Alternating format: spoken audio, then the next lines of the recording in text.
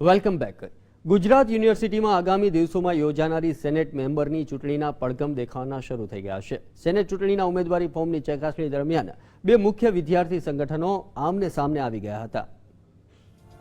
ગુજરાત યુનિવર્સિટીમાં આગામી 22મી ફેબ્રુઆરીએ યોજાનારી સેનેટ મેમ્બરની ચૂંટણીને ગણતરીના દિવસો બાકી રહ્યા છે. ત્યારે યુનિવર્સિટીના કન્વેન્શન હોલમાં યોજાયેલા સ્ક્રુટિની કમિટીમાં વિદ્યાર્થી સંગઠન દ્વારા હોબાળો જોવા મળ્યો.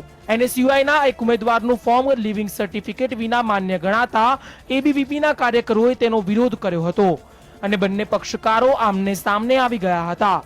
તો બંને પક્ષકારોને કાબૂમાં લેવા માટે યુનિવર્સિટી પોલીસનો કાફલો બોલાવવો પડ્યો હતો અને માંડ મામલો થાળે પડ્યો.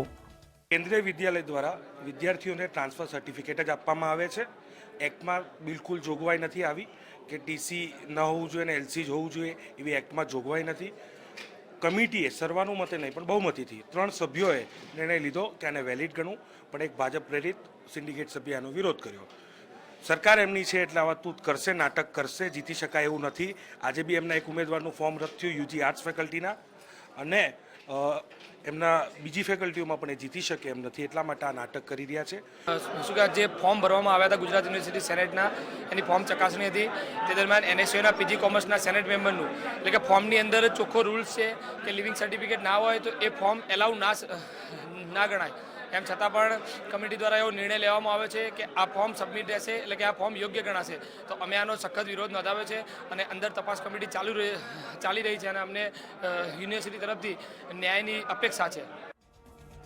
સામાન્ય રીતે યુનિવર્સિટીમાં યોજાતી સેનેટ મેમ્બરની ચૂંટણીનું ફોર્મ રજૂ કરતી વખતે સ્કૂલ લિવિંગ સર્ટિફિકેટ રજૂ કરવું પડતું હોય છે, પરંતુ સેન્ટ્રલ બોર્ડ તરફથી સ્કૂલ લિવિંગ સર્ટિફિકેટના બદલે ટ્રાન્સફર સર્ટિફિકેટ આપવામાં આવતું હોય ઉમેદવારે તે રજૂ કર્યું હતું, જેને લઈને સમગ્ર મામલો ગરમાયો હતો.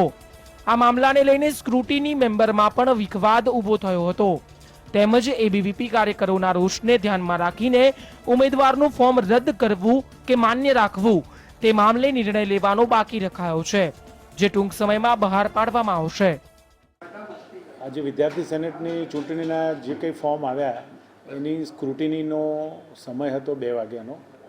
લગભગ 2:30 વાગે આ કાર્યવાહી શરૂ થઈ હતી. કુલ 46 ફોર્મ આવેલા હતા. સ્ક્રુટિની 1 બાય 1 શરૂ કરી તો મેડિકલ અને ડેન્ટલ કે જેમાં બંને ફોર્મ કેન્સલ થયેલા છે. એ જ રીતે યુજી આર્ટ્સમાં પણ એક ઓવરએજના કારણે કેન્સલ થયું છે. અને પીજી કોમર્સમાં નો ડાઉટ અમારે એલસી પ્રમાણે લેવાનું હોય, પણ સમાવ સરચૂકથી અથવા કોઈ કારણસર ફોર્મ આવી ગયેલું હતું જે સ્ક્રુટિનીની ફરજમાં આવે છે, એને પ્રોપર સ્ક્રુટિની કરવું, લખેલું વાંચવું, પણ એમ ન થતાં જે 4 સ્ક્રુટિની મેમ્બરમાં ભાગ પડ્યા અને એમને એમની રીતે બહુમતીથી સર્વાનુમતે ન કરી શકે અને બહુમતી આપી, એટલે નેચરલી ઓબ્જેક્શન આવે જ અને એ ઓબ્જેક્શનને અમે લીગલ અભિપ્રાયમાં મોકલેલું છે. આગળ પણ અમે એલસી વગર લીધા નથી રજિસ્ટર્ડ ગ્રેજ્યુએટમાં. ગુજરાત યુનિવર્સિટીમાં યોજાતી સેનેટ મેમ્બરની ચૂંટણીમાં હંમેશા વિવાદ થતો આવ્યો છે. ત્યારે બંને પક્ષકારો એકબીજાના પક્ષને જીતાડવા માટે એડી ચોટીનું જોર લગાવી દે છે. તો આગામી દિવસોમાં એબીવીપી અને એનએસયુઆઈના કાર્યકરો ચૂંટણીમાં જીતવા માટે કેનવાસિંગ કરીને ઉમેદવારોને રીઝવવાના પ્રયત્નો કરશે. કેમેરામેન વિજય પટેલ સાથે પ્રતિક જાદવ, GSTV, અમદાવાદ.